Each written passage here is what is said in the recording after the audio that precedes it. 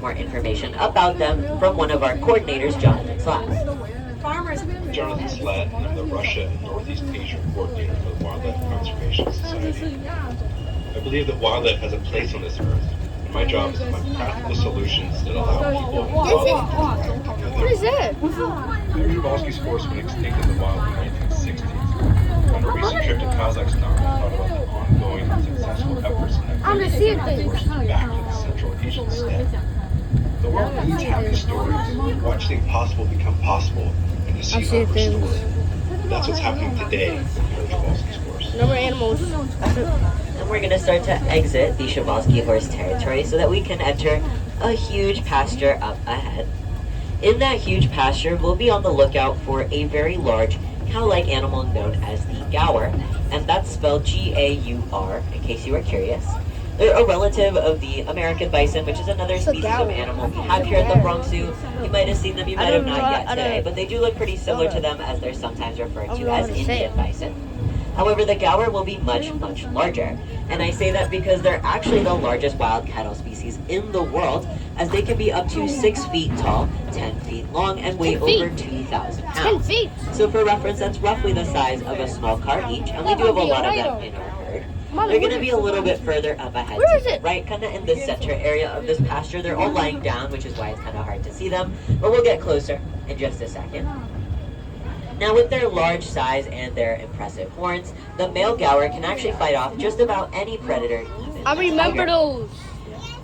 And so the main threats to them these days are instead major habitat losses due to humans over-farming, as well as bovine diseases transmitted from more domestic cattle, like cows. And their horns are also a great indicator for their sex, as female gaur have horns that curve inwards and male gaur have horns that point straight up. Unsurprisingly, the males are substantially larger than the females, but it's a bit more fun to go based off their horns. For these guys as well, I do actually have a bit more insight about them, this time, however, from one of our zookeepers, Dave. Hi, I'm Dave, a wild animal keeper here in Wild Asia. When the Bronx Zoo received 2 female and 1 male gaur from the San Diego Zoo, it took a couple of introductions before all the animals were comfortable. But after a little bit of time, the 3 new animals fully integrated into the herd, and we have the family that you see today. A family group of gaur can consist of up to 40 individuals, and is typically led by an older adult female Yeah, they called don't the care about matriarch. themselves. Since the 2 females and 1 male have been added to this family, I know more there animals. have been a number I'm of violated. There's more This animals, is chat. important because I'm gaur are violated. considered There's to more. be vulnerable species. They have feelings. I'm So it's bugging. I'm vital bugging. to I'm maintain bugging. a healthy growing herd here at the zoo. And once we finish this whole turn, we'll start to see our next animal. But for right now, as we're passing through here, you might hear a little bit of background noise. If you do, it's just city traffic coming from the Bronx River Parkway, as it's directly behind us. Sometimes that city traffic can get pretty loud, so this wooden fence that you're seeing, this is just up here to kind of reduce the noise of that city traffic for our next animal. Once we fully finish turning here, though, we're going to start to enter the enclosure where we have our tiger. And tiger stripes do provide excellent camouflage, Tigers! so oftentimes they're a little Chat, bit there's a difficult tiger. to spot. They are so secretive that even professional researchers out in the wild Yo, can sometimes chat. struggle to see them. There's a tiger. So you can kind of test your skills, see if you spot our tiger in here today.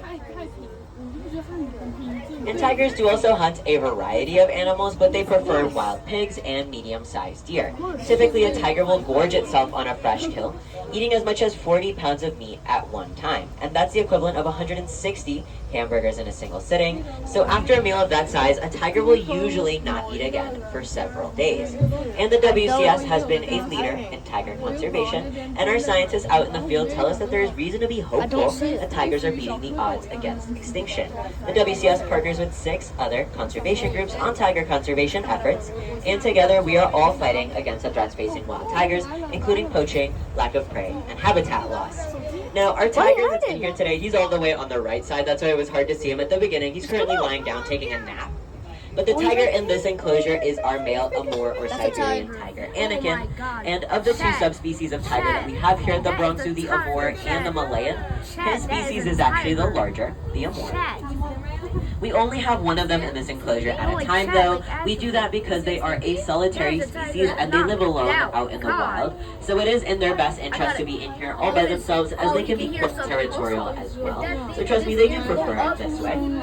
And if you'd like to see more of our tigers, you guys can always go and visit our Tiger Mountain, which is located just a short shuttle ride away from the monorail. But because the shuttle is not on today, there is no shuttle, you will have to walk over there. It should be about 8 to 10 minutes walking from here. Just about. No, this one was cute. Now we're also going to pass by the back end of the Kanha Meadow. You guys missed our antelope at the beginning, so you're going to start to see them right here. That's why I'm slowing down for you guys.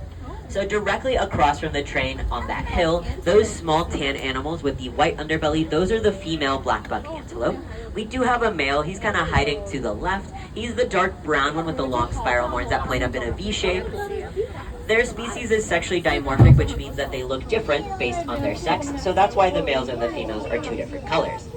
That was the only species of animal that you missed in this area. You saw all of the rest of them right at the beginning, so that was the only thing that you really had to see here. Everything else is stuff from before. So we'll keep turning so that we can see our next animal in just a second here. Now in the next enclosure, we'll be seeing our wild pig species known as the Babirusa. We have 3 of them out today. There's going to be 1 male and 2 females. The male is going to be in the first pen, and the 2 females will be right after him in the second pen. Their skin color is pretty similar to their environment, so keep your eyes peeled for them, as they do blend in a little bit. But you'll notice that with the males, he has these upper tusks that are up through the top of its snout and curve back towards its eyes. And that is actually how they get their name, as Babirusa means pig deer in the Malay language. And their tusks kind of resemble antlers. And their species can actually also be found on the Indonesian island of Sulawesi. What are you all sleeping? What active? Where's the armadillo? And ahead of us, if you start to look to the right towards the front of the train, you'll start to see our next animal. She's one of the world's largest land mammals, so she's practically impossible to miss here. This is our Asian elephant. Happy that you're starting to see. Now, especially here, I'd like to remind you guys to please remain seated for the duration of the ride. Please, thank you. Our elephants, all of our animals hate it, but our elephant especially hates it, so please remain seated. Please sit down towards the back. Please sit down. Sit down in the cap, please. Thank you. We'll get a little closer to the elephant. Don't worry, you will see her very well. Now, African and Asian elephants are iconic animals worldwide, as we all know. Unfortunately, though, they are struggling out in the wild, and Asian elephants can weigh more than 10,000 pounds, so they do have to eat a lot of vegetation. For example, our elephants can eat as much as 200 pounds of hay and drink 60 gallons of water each day. And the trunk of hers has 40,000 muscles in it, as well as this finger-like adaptation at the base of it that allows her to gently pick up blades of grass, or she can use those 40,000 muscles to tear off entire tree branches with tremendous force. So it truly is an incredible tool for them. Our elephants do also get a lot of personal attention here at the Bronx Zoo, including baths and pedicures on the regular. And a little fun fact about Happy, the elephant today, is that she is actually over 50 years old. So she has been here for quite a while, and that makes her a little bit of an old lady for elephant standards. So it's extra reason as to why we pamper her here. And right after the elephant enclosure is this one. We have another large land mammal in this enclosure. It's going to be our greater one-horned rhinoceros, Priya. Priya right now is by the second mud wallow a little bit further ahead, so I'll speed this train up so that we can catch up with her. For years, gang. But many people describe rhinos as armor-plated. However, they're actually covered in just one layer of skin that has a lot of folds in it. And though their skin will look thick and tough, it's actually very, very sensitive and needs plenty of protection from the sunlight and insects. And one of the rhino's favorite ways to protect its skin is to sit in a mud wallow like the one we passed and the one we're going to see in a few seconds up ahead. For them, it's kind of like sunscreen, and it's also very cooling on a hot day, so they love to sit in it.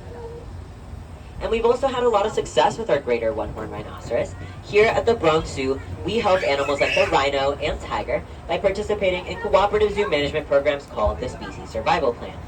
Simply put, it's a plan to help these animals survive, so zoos across the world will work together to maintain genetically diverse populations of rare and endangered species. And as you may have guessed, today all rhinos are considered either vulnerable or endangered. And recent estimations have the wild population of greater one-horned rhinoceros at around 3,700 in India and Nepal. We currently care for 4 greater one-horned rhinos and have had 14 baby rhinos born here at the Bronx Zoo. And a little fun Wait, fact why is about it their like species, that? or maybe not so Look fun at that fact, slimy. is that female rhinos can actually be pregnant for up to 16 months, a whole year and a half. What the And that baby will stay Yeah, with its like mother rhinos, for 2 to but 3 years, sticky? Okay, even I'm though not weaning touching takes that. only about 12 to 16 months. And weaning is just when they stop Check, nursing. this is a long And once that video, baby is man. born, This is a long it can weigh video. up to 80 to 100 pounds. And we did see Priya there in that second mud wallow. She was submerged in it. That is actually our original mud wallow from when we first opened Wild Asia in 1977. So plenty of rhinos have stomped through there, kind of molding it to their liking. And I do also have a bit more information about the WCS work. The WCS's work with not just these rhinos, but also Sumatran rhinos, if it interests you. The rhinos you see here are Indian rhinos. We work with habitats all over the world that are homes to rhinos. Here is a note from our field office in Sumatra. Guys, almost over And too. Juan It's almost works over. with the Sumatran rhino. Sumatran rhinos are the smallest of the world's rhinos, and they are considered critically endangered. My name is Mulan Puskarina, and I'm the So like Species an AI. Conservation Specialist, or WCS. Guys, it's so like an AI. We carried out an island-wide survey of the last wild population of Sumatran rhinoceros in Indonesia. With so many unknowns on how to manage Sumatran rhinos in wild or captivity, our study showed definitively that we must protect them at source. The cost of doing nothing could be the extinction of the species, and I can't imagine that. Now this right here is our uplands meadow. We care for a variety of other deer and antelope species, different to the ones from our first meadow, so it's not the same thing twice. You'll start to see them in a second. Most of them are on the right side here. The first ones you'll see are some pretty small deer just kind of sprinkled around the area. Those small deer are not babies, they are adults, and they're known as the hog deer. They get that name because they're short and stout, kind of like a hog, and they do also move like a hog as they creep, run low, and duck under things rather than leaping over them like most other deer species. The top of this hill, you'll see one of our male hog deer right there, and we'll see more of them further up ahead. Are you good, Mom? Again, like I said, most of the deer and the antelope are on this right side, so I'll slow down again in a second once we get closer to them. Here we are. If you start to look towards the front of the train here, if you follow this mud path all the way to the back fence in that dark left corner, you'll see some dark brown deer just sitting back there. Those are some of our sandbar deer. It's kind of hard to see them because they blend in so well. Mama, But the they see- sandbar are the Mama, largest right deer there. species that we have in this Stand up. area, and the largest deer species in southern Asia, as the males can be up to 5 God, feet it's tall better and weigh as than much as 650 pounds. But it doesn't really look like that because of the distance between. Also here to the right by these fallen logs, you'll see a bunch of our brow antler deer. They're kind of your average looking deer. They're slightly taller and a little bit slimmer than the hog deer. Their name comes from the male's antlers, which curves forward towards the deer's brow. But because we only have females out here, none of them have any antlers. Behind them, all the way by the back fence, also in this right corner, you'll see some pretty large light brown animals. Those are some of our Nilgai antelope. They have a white rump and a white underbelly, and these black and white zebra striped socks above their hooves as well. Their name comes from the male's antlers, from the male's coloration, which is a bluish gray, as Nilgai means blue bull in Hindi, but similar to the brow antler, we only have Wouldn't it be females, so they're just brown instead. None of them have that bluish gray color. We're also going to start to enter a little Oh my God, mini that's a meadow good right one. next to this large one. Aw. The mini meadow houses Hey, no. just one species of deer, known as the Chinese tufted deer. They're quite small, they weigh less than 40 pounds, and they're also a dark brown color, which helps them camouflage pretty well with their environment. It can be kind of hard to see them at times. But my best advice is always to follow the leaves by the back fence around this enclosure, as they're always sitting in those leaves. There's going to be one, if you follow this back fence towards the back, sitting in the leaves. Again, it's that dark brown color. There will be a second one in that left corner all the way towards the back, sitting behind that big rock. And there will be a third one behind the rocks directly in front of the first car. They're always by the back fence sitting in those leaves. It's their favorite spot, and it's really the best advice that I can give you. Okay. They usually sit there because they get a lot of shade, and they prefer colder weather over warmer weather. Now their name comes from a very small tuft of fur that's at the top of their head, hence the tufted part of Chinese tufted deer. And they also, the males, they have these long upper canines or tusks that kind of resemble fangs. Canines. So sometimes their Fangs. species is referred to as vampire say? deer as well. But it's completely unrelated to their diet, as they are herbivores after all. Since they're deer, it's just a funny name for how they look. Oh. And we don't have a lot of them. We only have 5. You guys saw maybe 3, which is a majority, but still Guys, not all there's a of them. vampire But we're deer. still super It grateful to drinks have blood. even just 5 of them, as their species is considered quite rare outside of Chinese zoos. And right now, we're just gonna pass back over the Bronx River once again. And thousands of commuters do cross this waterway every single day without realizing the incredible habitat that